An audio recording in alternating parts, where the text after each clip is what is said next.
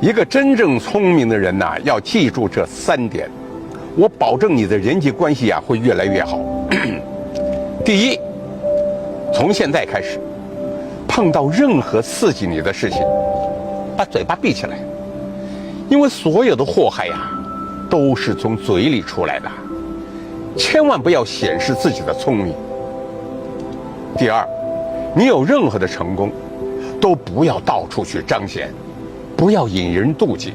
你看，只要长得最美的花，那它一定是第一个被摘掉；只要树长得很直，那第一个就被砍掉了；只要人有才，那第一个被打击，这是必然的道理。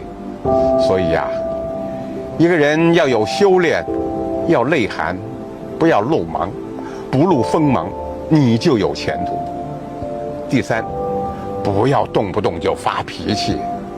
有智慧的人呐，都是没有情绪的，只有愚蠢的人才会天天发脾气。智者只做一件事，那就是解决问题，而不是被情绪左右。这情绪啊，只会制造问题，而不是解决问题。千万记住了啊！